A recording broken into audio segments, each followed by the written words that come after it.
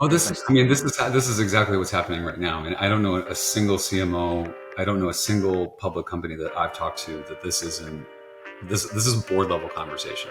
That's the part where it's exciting. Like we didn't have this Yeah. stuff, So it's like again, I get it. It's scary, but at least actually there are companies who are addressing those problems, trying to help people, trying to and I'm very proud that Semrush is one of those companies. The disruption that AI brings to search and to digital marketing in general is likely the single biggest disruption since Google itself was founded. Welcome to Your CMO Mentor, the podcast from the Marketing Meetup, where the brightest minds in marketing share the lessons they'd pass on if you came to them for advice. Today, we're joined by Andrew Warden, who is the CMO of Semrush, a company that we're very familiar to an awful lot of marketers listening in, of course. James, this episode was one that you took. So what should we be listening out for? What do you reflect on? All that good stuff. Yeah, well, the topic was unsurprisingly we were talking about search and AI, and I guess I've had in the back of my mind that because I spend way too much time on LinkedIn, the world is changing, the robots are coming, AI is going to take everybody's jobs, and there's this kind of like little fear that's sitting in the back of my mind about all industries almost.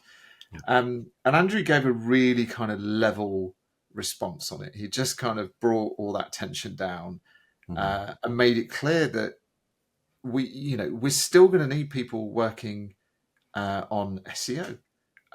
They're just going to have another set of tools that they can use, and that LLMs aren't replacing Google today. Yes, they've got a little bit more market share and they're growing fast, but actually there's an overwhelming use of Google still versus ChatGPT or whatever platform.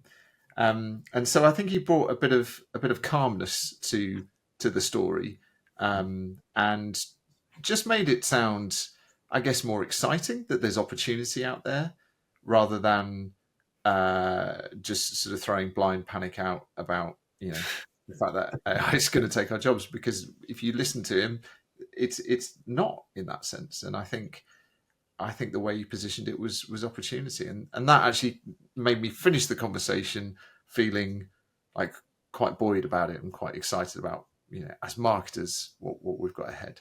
That's great. It's as a leadership sort of reflection, then if your leader is walking around making you feel terrible about everything, they're probably not doing a great job, right? Yeah. And so a bit of calmness, a bit of reality. It reminds me of a quote that Scott Galloway will say quite regularly, which is nothing is as good or as bad as it seems. Exactly that. I think that's the perfect way to describe it. But then also just putting just that slight reframe on, here's an opportunity. And he's a realist in as much as he's not saying you can ignore this stuff, because if you do, then chances are you are going to get a bit left behind, certainly when it comes to things like search. But everybody is still working this stuff out. It's an ever-changing landscape, and what that represents is opportunity. It's not just, did I just use a buzzword? Are you laughing at me because I used the buzzword ever-changing? Shall I take ever-changing landscape out of the? Keep it in. I'm going to keep it in. Then. I just apologise to the listeners that I used it. I'm also going to say he was very authentic.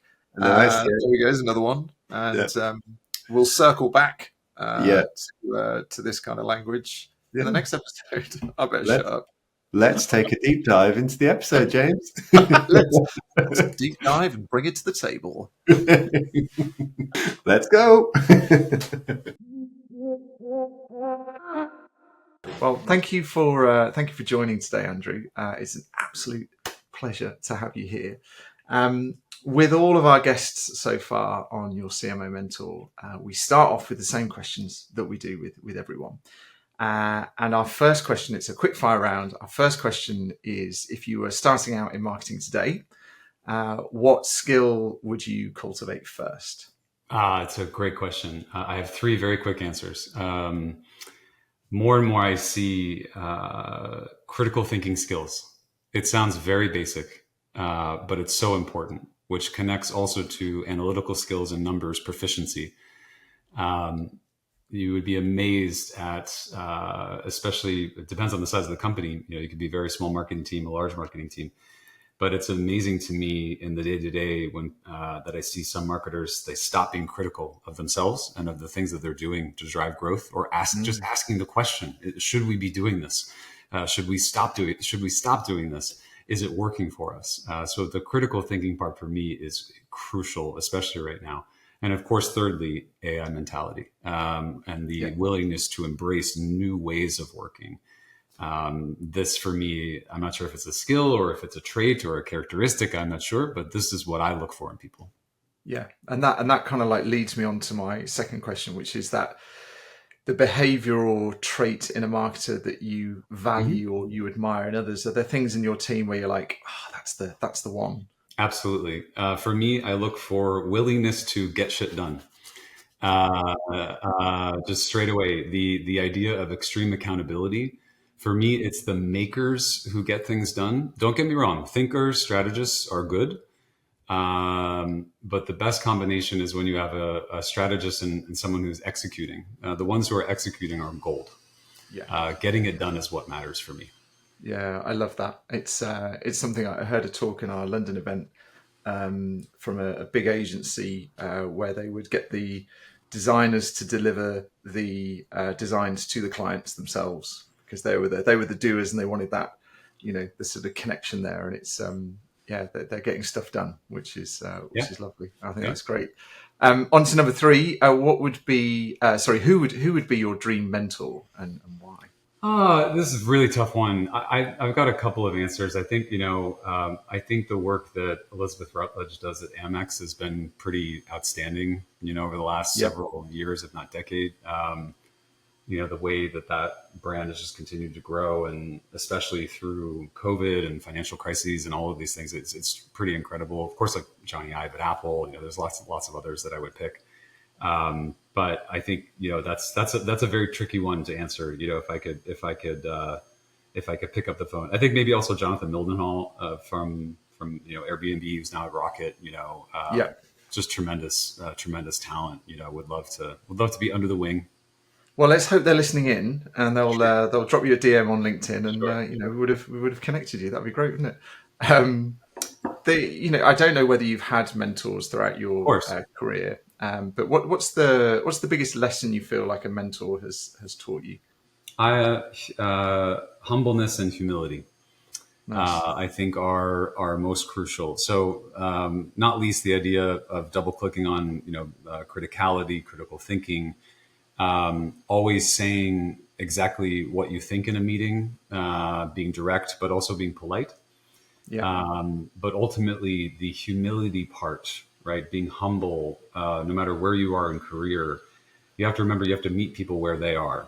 And so particularly for marketers, as you climb in your career, or maybe as you make lateral moves for a couple of years, but then you jump up, it is so important to remember what you were doing 10 years ago or 5 years ago, and appreciate the people. Like if I take myself for a moment, appreciate like the product marketers, what they're writing, the researchers, what they're making, because I did those roles. I did all of those roles actually. And so I think it's really important to really remain grounded. And that, I would say that's probably one of the biggest lessons I've taken from, I have 3 mentors currently, but that's the first one has been with me the longest, for about 20 years. So, yeah. It's really funny you say that.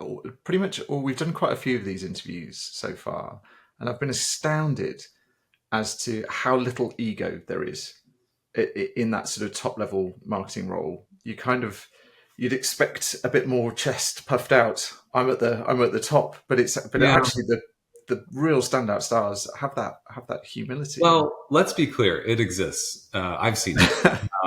It does exist. And I'm not perfect either. Sometimes I puff my chest too, but I'm always looking at the average or the kind of, slightly like 70 or 80% of time. I always say, particularly when I'm interviewing people, I always promise to be direct and be polite and be critical, because that's the core of my job. But sometimes I fail. Sometimes I fail with this because I'm running for a plane, or I've had 3 hours of sleep, or I'm just jumping on a stage or off a stage, or just going through some really deep financial model and my brain is kind of broken for a minute. And sometimes that can be a bit short, but I'm the first person, James, to pick up the phone afterwards and be like, I am so sorry. I didn't mean to be so strong.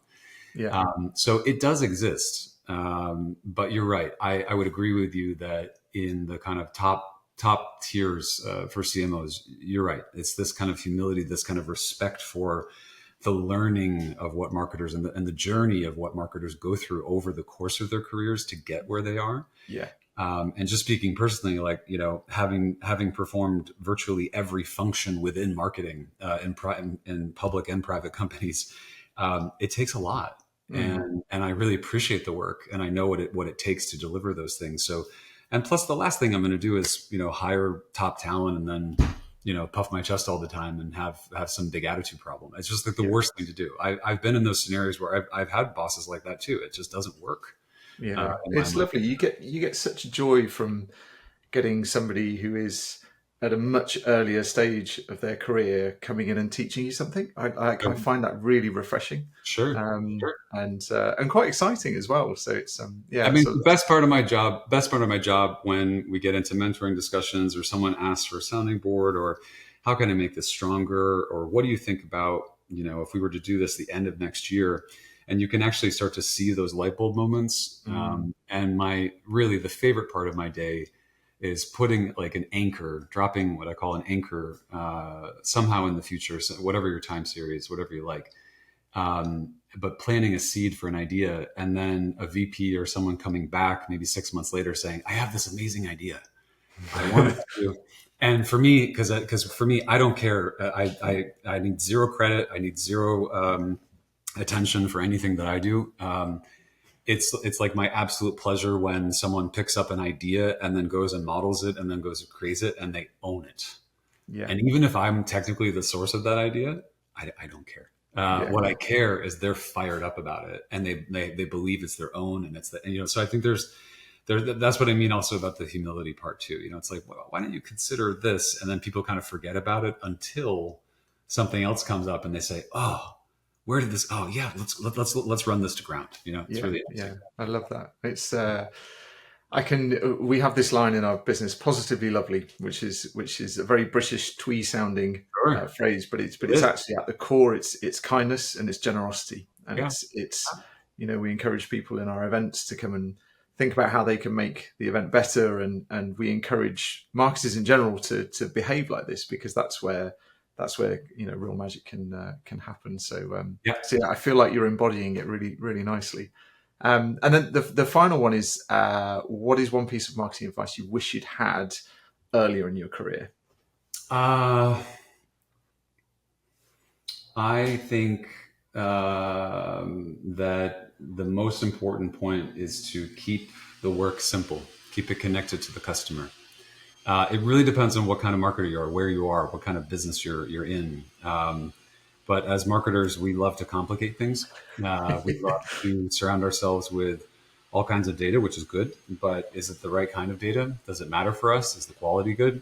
Yeah. Is the message right? Is the ICP right? And all of a sudden, before you even take notice, you're kind of drowning in this 100-slide deck, when like the ask from someone like me or someone else is, hey, can we go and trial this offer to this cohort of people? And it should really be like a one-page answer. And sometimes you get 10 pages back or 15 pages back. And I'm not speaking about that. I'm just talking, I've observed this over the years. People really want to showcase their skill, and that's good. But it's also, people forget that simple is very difficult to do. Yeah. And actually, when someone comes back with a very clear, very concise answer, and maybe a link to a model, or a link to go and inspect and double check numbers or things like this, that's also the best part of my day when those types of things happen. Yeah, exactly. I see a lot of companies in the industry sort of describing themselves in very sort of flowery ways that I don't understand what you do. Like, it sounds very exciting and interesting, but actually what problem are you solving? And getting to that really simple truth is a special skill. I think it's great. Yeah. That's brilliant. Well, thank you for kicking off like that. Andrew, one of the things you've championed the idea is that every marketing activity from PR to SEO to social media needs to pull together so that brand shows up as sort of one clear identity. That idea feels even more relevant now as AI changes how people discover and trust brands. So let's sort of start there with the sort of table stakes. When you hear terms like GEO and AIO, and I end up going to old McDonald EIEIO, what does it actually mean for marketers in a practical day-to-day work, non sort of jargon related environment? Because I hear one end of the scale is everything's going to change. Your job is irrelevant now, right the way through to, well, it's a bit like SEO, but with a bit of some tweaks. I can't wait to set the record straight because I have hard data on it too. So, and I hope everyone is really listening now. First of all, I love this. I think someone said it best last week, acronym soup, where we are. Look, I obviously care what we call things, but at the end of the day, GEO, AIO, AI search, here's the bottom line. There were all kinds of predictions from some of my favorite analyst houses, including some of my favorite analyst houses, last January and February, that by 2026, 50% of organic, for consumers will completely abandon the way that they search now.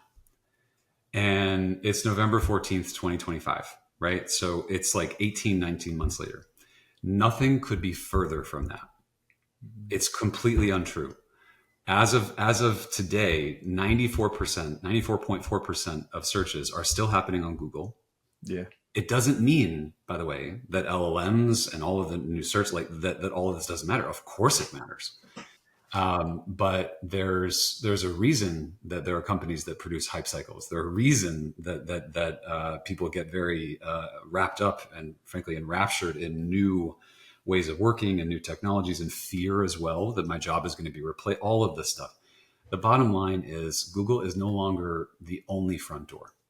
Yeah. And so what that means is search is expanding. For the last 10 years, I would say every other year, someone is proclaiming SEO is dead. It is not. SEO is expanding. It does mean that search is more fragmented.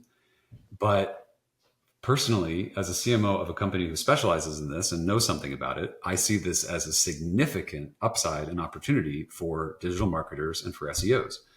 It means now that there are tools out there like Semrush and, of course, others, competitors, where SEOs and digital marketers, they now have an expanded seat at the table. They can now go to the PR teams, other content teams, podcast teams, brand teams, and say, hey, if we were to focus some content on the following areas, we would be able to boost our LLM visibility, our AI search factor.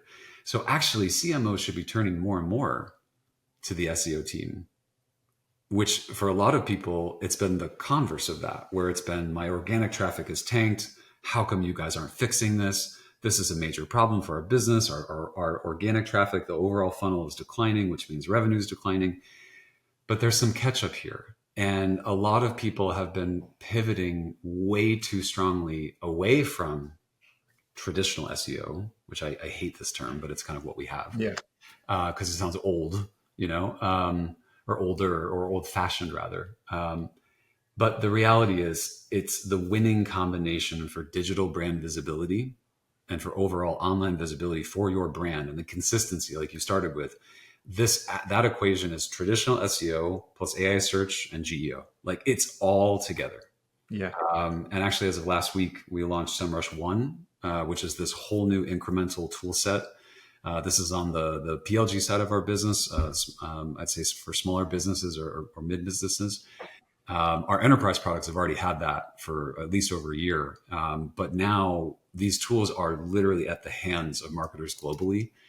And I'm just so excited, number one, to be able to answer that question, James, for you and this audience, but also say, like, please go and try. please go try it out, because we have been working for 6 months to build these tools exactly to solve this problem. So I'd say, interesting. I would just say finally, like maybe just the kind of biggest takeaways, like the economics of visibility are changing. But the reality is if SEOs and digital marketers, and really if CMOs aren't waking up to this, if you're not optimizing for AI search, you're at significant risk for becoming invisible. Because I think there's what we know right now. Imagine James, in 12 or 18 months from now, you have your own agent that has your credit card. And I don't know very much about you, sorry, but let me just pretend for a minute. Let's say that you're a runner and you like to travel and you have certain interests, and this agent has all of your purchase history and has your credit card information, and you've actually given it parameters to refresh, your running shoes, your trainers. You've done your homework, Andrew. You really have. Have you been looking at my search history? Maybe. No, I wish I had. I wish I had that data. No, we have click-through data, but we don't have down to the user level. I don't even think Google has that. But that being said, though, in all seriousness, imagine in a very near timing horizon, very near future, that those tools exist for consumers. Those who are doing the work now to feed and enrich and educate LLMs will be the winners then. And this is what I tell all of our enterprise clients, our largest customers, of course, SMB and mid-market customers as well. But if you think about like the household names, you could infer based on what some of the things we just talked about, or the categories we talked about. This is big deal stuff. Like it's not something to ignore. Yeah, definitely. And I think that's we've been hearing this. I guess one of the sort of practical things that a lot of people in our audience will be thinking is, you might have been working in an organization that, for the past 15 years has been doing something sort of very samey, and we've got this change coming up the track. How would you go about sort of speaking to management and decision makers and stakeholders who maybe aren't native to this stuff, to convince them of the next few years and the importance of this is exactly what's happening right now. I mean, I don't know a single CMO, I don't know a single public company that I've talked to that this is board level conversation. The disruption that AI brings to search, to organic traffic. I would say that it's not, the imperative is there. People understand that something needs to happen, something needs to change. But right now I see, particularly with CMOs, I see three different types. I see those who are like 100% in, let's go, let's experiment, let's test this out, let's go. I see those who are on the sidelines, like just maybe putting their toe in the water, if you will, which is okay, not my favorite. And there's the third who are completely frozen because of two reasons. Number one, they don't believe it. They think AI is some kind of fad. They think that it changes too fast. It's too difficult to manage. It's not material for my business, so we're not going to work on it. Or they don't want to break things further. Right. And so I spend a lot of time actually advising Fortune 1000 customers, but also our smaller customers as well. I'm like, listen, let's abandon our fear. This is here. It's a new way of working. We should look at this as a positive thing. And by the way, what's the alternative? We're going to be scared for the next year and a half and just see how this plays out. That's not what marketers do. That's not how we show up. We're conditioned for change. That's the whole point. So I think, I think it kind of leads into misconceptions, and I think that I hear a lot of misconceptions around, AI-driven visibility is changing too fast to manage, and it could be hype. It could, things are moving so quickly. Like, why would I bother? But the reality is that there are plenty of solutions out there that track the changes, that are reactive. And one of my biggest takeaways from the last, I'd say maybe 3 or 4 months, especially, is that AI search, again, you have your traditional search, or your kind of Google results, or pick your favorite kind of classic search engine.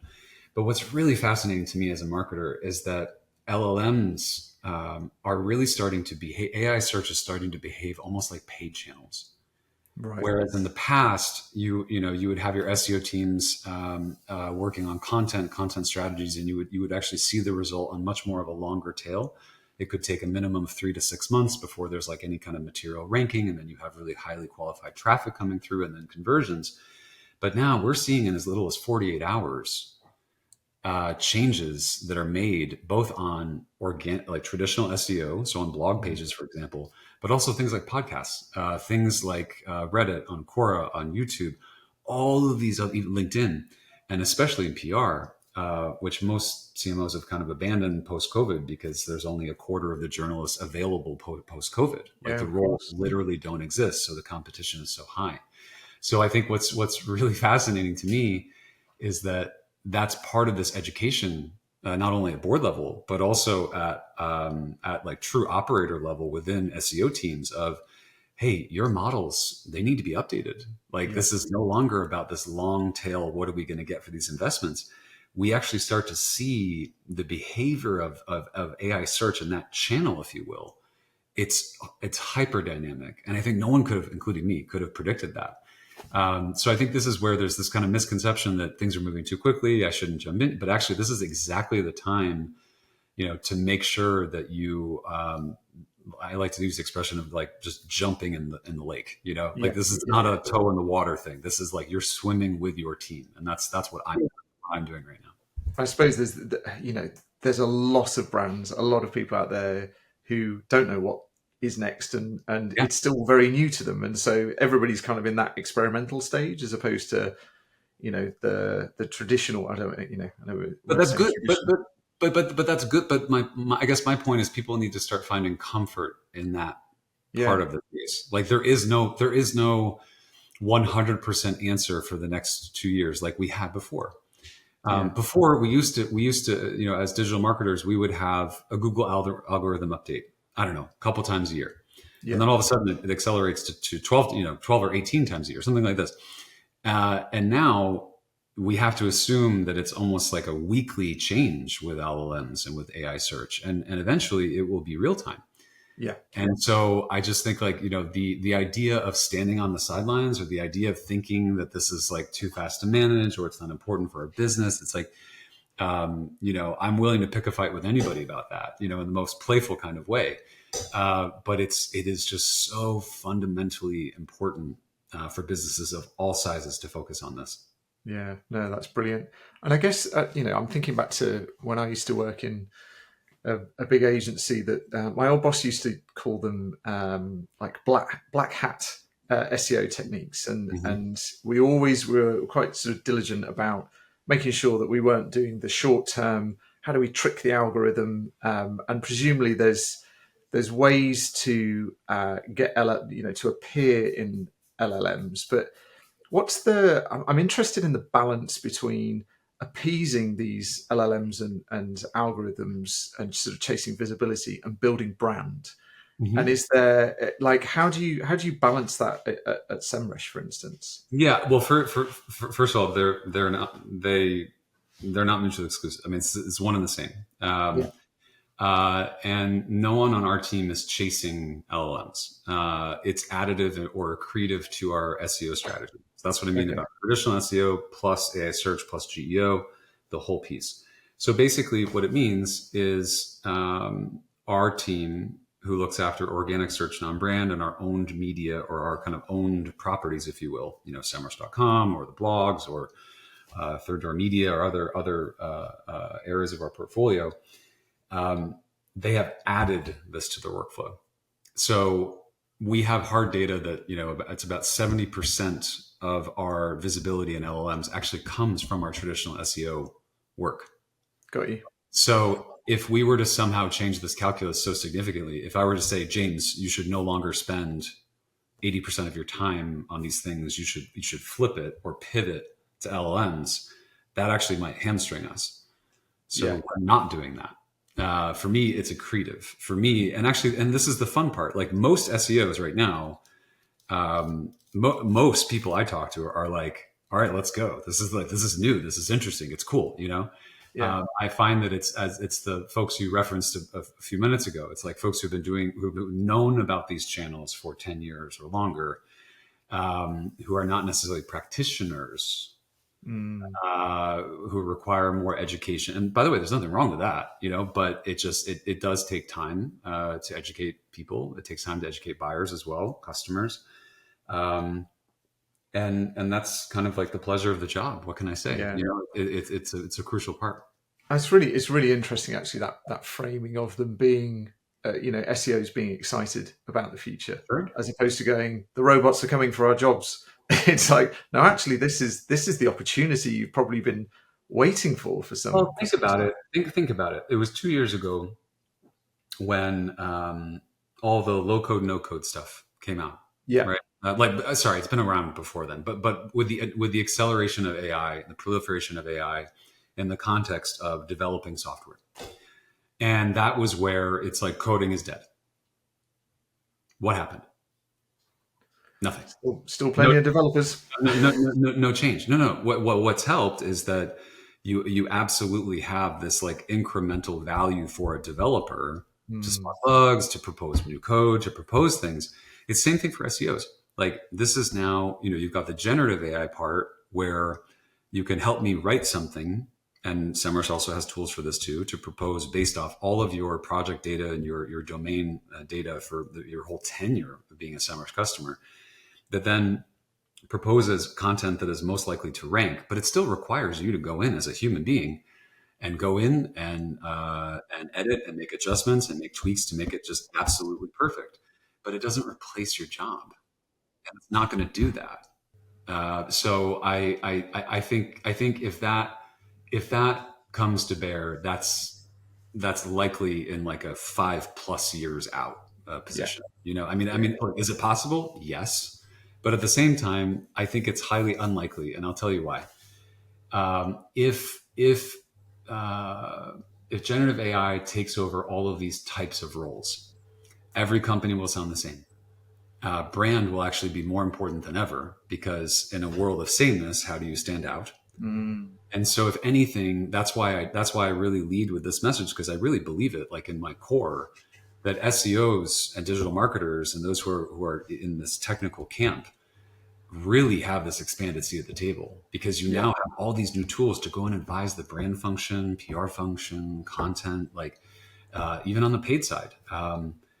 And I just think that role, if you're in that role right now and you're listening, like that should be firing you up. And if you're scared, go take a walk, go take a break, take a 2-week holiday, do whatever you need to do, but come back and get fired up, because you actually have more levers to pull. Yeah. And you actually have more weight. You probably just don't realize the power of your renewed voice yet. Yeah, definitely. And I've seen some really smart copywriters where they've acknowledged the role that AI plays, and then they've gone, okay, but it still needs me at the beginning. It still needs the input, and it still needs me at the other end to make sure that this doesn't feel generic and this doesn't sound like everybody else. And I guess it's the same with all these AI tools. It's that's really interesting. In terms of I'm quite interested in the sort of organization of alignment on a practical level. And if you imagine I was a content lead, but PR, SEO, and paid are all sort of sat in different teams. How would you, as in that role, how would you coach me to start breaking down these silos where I am? Because for some of the world, AI means change, and human nature doesn't often find comfort in change. First of all, let's just be clear. Nobody, it's human. No one likes change. Come on. It's like, you have to be superhuman to be like, change my world every 2 months. No one likes that, right? Come on. But that's seriously what we're facing now. That's why it feels like it, doesn't it? That's why people are so uncomfortable. It's like you have to be hyper agile, and that's not most people. And I would be completely misrepresenting even how I feel if I said that I've been perfectly stress free for the past year. This has actually been a very difficult year, for a lot of companies with organic traffic, with PPCs being 200% up. It's a very difficult time to be a marketer, but you can either choose to focus on the downside and like how shitty things are, or you can make a plan that's going to escape that gravity, and Yeah. that's just where I'm always, so back to your question about how do you align that, like it, and I love this expression or this phrase of like, how do you escape gravity? Like a lot of people have this kind of not this kind of like, not sentiment, but just this kind of pull on many channels right now that it's very difficult to use like interstellar references, one of my favorite films, to like, to fire away and escape, Yeah. and frankly, to grow. So I think, what's really interesting right now is it could come from a content person. That was kind of how you led with the question. It could also come from someone in the SEO team or a content specialist within the SEO team. Or it could come from someone completely outside who is maybe listening and saying, wait, I can get new insights from the SEO team. Let me call them. Yeah. My suggestion here would be focusing on shared brand goals rather than individual teams and processes. Like right now, not newer metrics, but older metrics that we CMOs didn't used to care as much about because they were quite soft, like share of voice and impressions. Of course, you have, net new traffic that's coming to the site. If you're a SaaS business, you care about registrations, trials, and conversions. But as CMOs, we've been kind of conditioned to ignore things like share of voice or even brand equity to some extent, because it is the kind of softer side of things. Now I'm obsessed with these parts because share of voice is mattering even more, especially when it comes to AI search. So you could focus on what I would call like a simplified, singular brand goal. Like for the last 6 months, our share of voice in the trainer market, let's go back to our running theme, because I was checking into what your daily activities are. And let's say I manage brand or I manage PR for this company. And right now, for the last 6 months, our share of voice has been at 35%, like in the overall market. And our goal is to get to 45% in the next maybe 3 or 4 or 5 months. So the first thing I would do is I would reach to a couple different team members, one being, if it's PR or if it's brand, but mainly I would reach to the digital or the SEO teams. And I would keep that success criteria just to a single line item, right? And then I would break it down across this small team of like, first of all, we need to get the data and the insights, which the SEO team can provide, not only on the traditional search part, but also on the AI search and GEO part. They can literally provide the roadmap over the next couple of months of what, in an ideal world, the PR team would put out, the types of messages, the content team would put out, the brand messages, and the overall maybe even change the messaging house that would actually elevate share of voice. And then I would hold like every other week check-ins, keep it very casual, keep it very informal, but where everybody shows up, it's like a team of 4 or 5 people, and we track progress. And frankly, this is what we do these things now ourselves, it's, and those are, like you say, those are totally new ways of working, whereas before you had like PR team has goals. They want mentions in tier 1 publications, X number of these, Y number of impressions, number of journalist inbound calls and requests. We still care about those things, but now it's also accretive to their roles to be working with the SEO team to partners to really elevate digital brand visibility.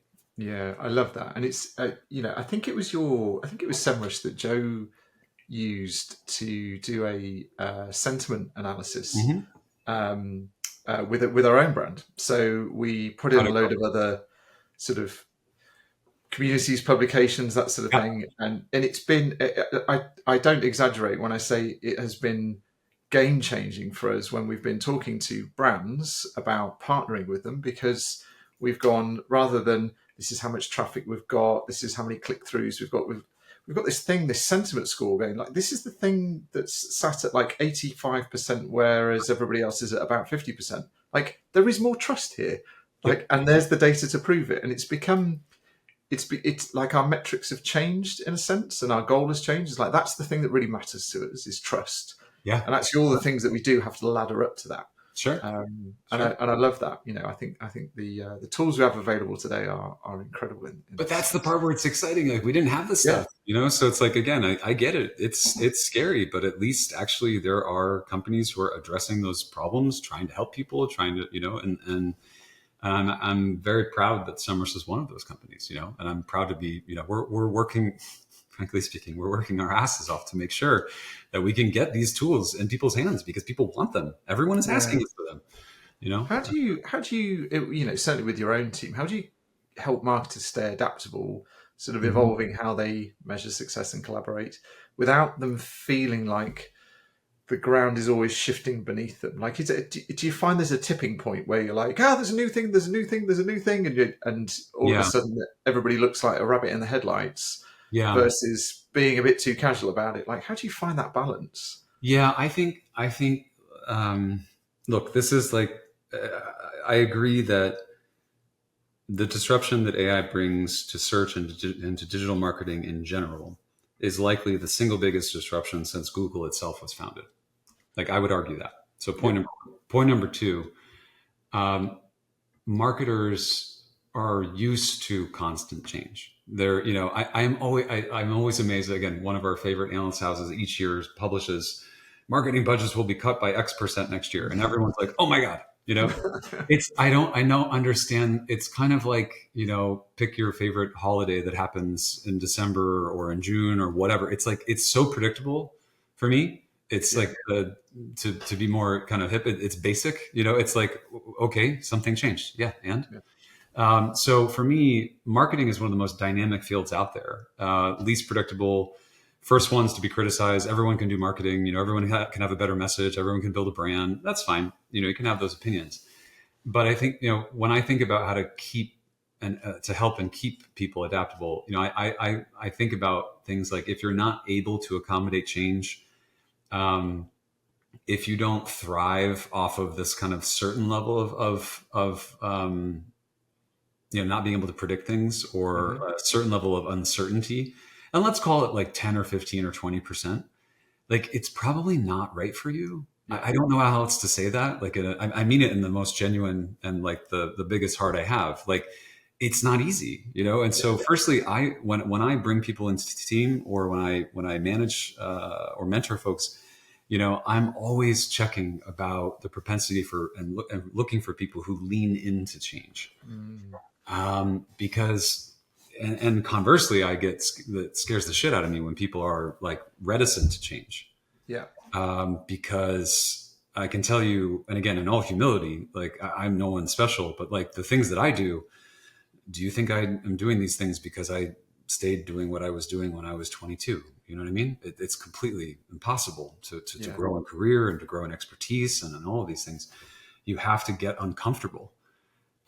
So I'm really allergic to marketers who are too comfortable, if I can put it that way. And so that's where I kind of naturally guide people towards, all right, let's get uncomfortable. Let's experiment more. Let's look at this, the way we were thinking about this problem, it's not working.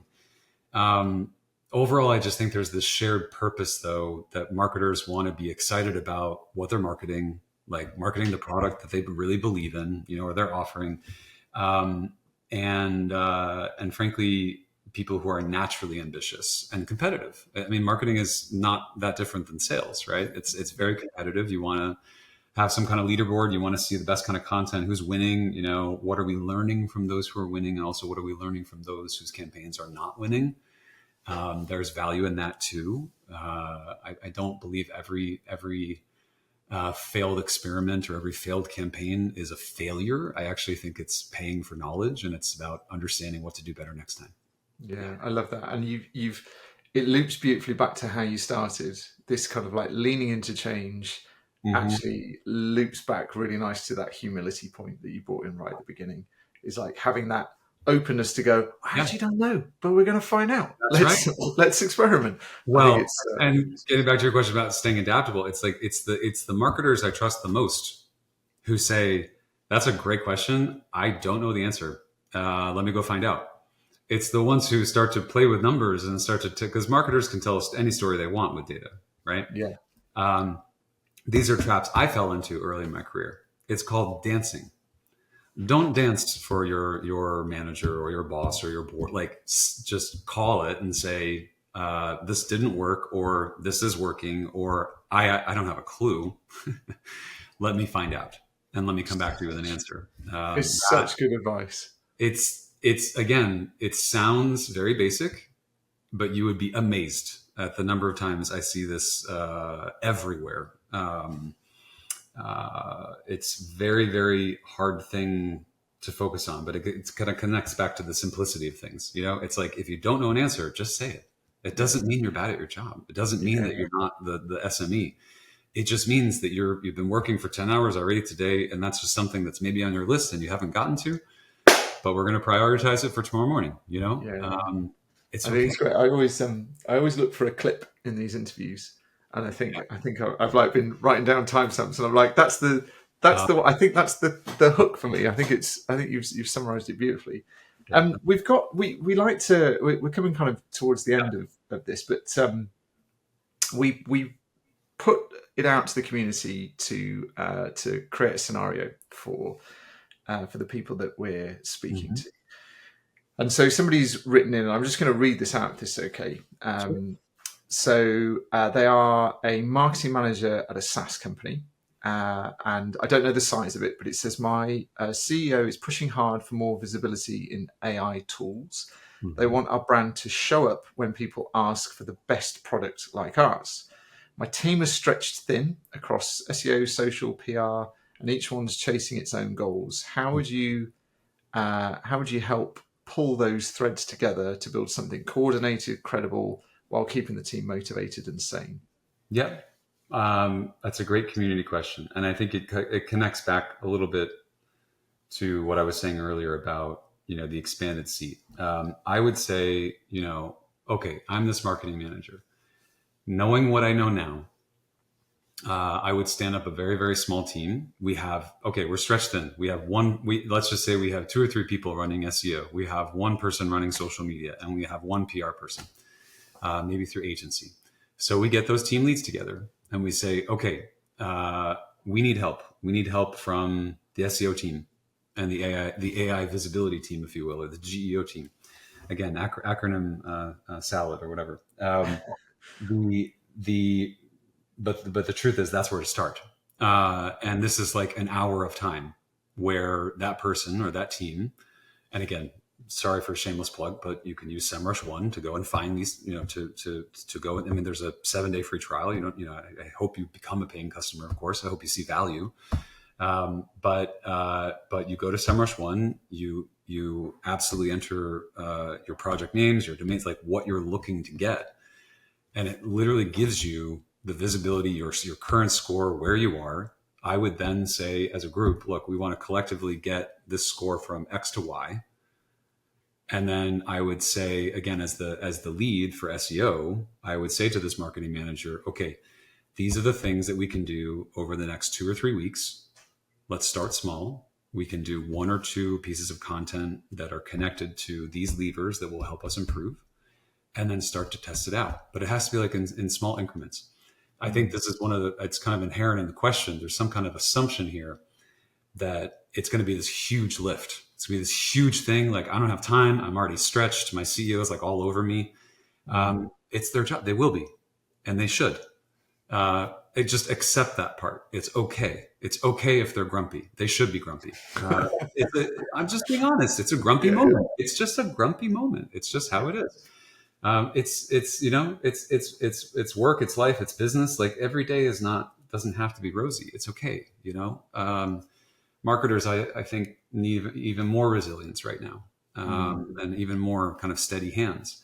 So I think here, there's some kind of inherent belief that it will be some huge lift to do these things. I believe it's definitely incremental or accretive to one's role, but it's not like you're taking on an entirely new job. Yeah. You're tweaking your daily activities to connect to what LLMs need from you. Yeah. You see the difference? Like it's like Yeah. so if you're a PR manager, you might be tweaking slightly, your bylines to connect more with what LLMs are looking for, or how it would help you jump up in, showing up, like you said, when people search for my product, that we're the best. Or you would look to your community team, or to user generated content. You might run plays where you go and activate your 100 most valuable customers and say, hey, I need your help. Could you give us a shout out on Reddit? Could you give us a shout out here? Like, there's all of these things Nice. that, again, are accretive, that are necessary. And yes, it is, I'm not going to lie, it's more work, but this is not some like Herculean, enormous thing that you're going to need 100 people to tackle. Like, but it does require focus. It does require some discipline here, and also requires tools that can help you do it. Frankly. Yeah. We did a survey a few months ago to our community into the state of marketers. So not the state of marketing, but the people doing it. Yep. And there was this. We asked them a load of questions about how they were feeling about the job, and the top thing that came back was that they were positively challenged. And I really like that, because it's like it acknowledges that life is hectic and it is difficult, and the job is challenging and quite often under-resourced, but they felt positive about the future and the opportunity that was there. And so whilst the second one was, I can't remember what the second one was, but it was something like stressed, this positively challenged one was by far and away the biggest one that came out. So it was an interesting insight. As a closing reflection, Andrew, if every marketer today was looking to take one action tomorrow, like what's the sort of single piece of advice you'd want to carry with them? And this doesn't necessarily have to be about AI, but what's the tree? No, I think it has to be. I would jump in the lake with AI GEO, with AI search GEO traditional. I just think that any marketer actually benefits from this type of knowledge. Yeah. Plus the generative AI component. Any marketer. You don't have to be a classic SEO, someone who's been doing it for 10 years. I believe that this will be accretive to everyone's role in marketing and the function of marketing for the years to come. Yeah, no, that's brilliant. Andrew, what a legend. Thank you so much. Thanks. I really appreciate you having me, James. Yeah, great to be here.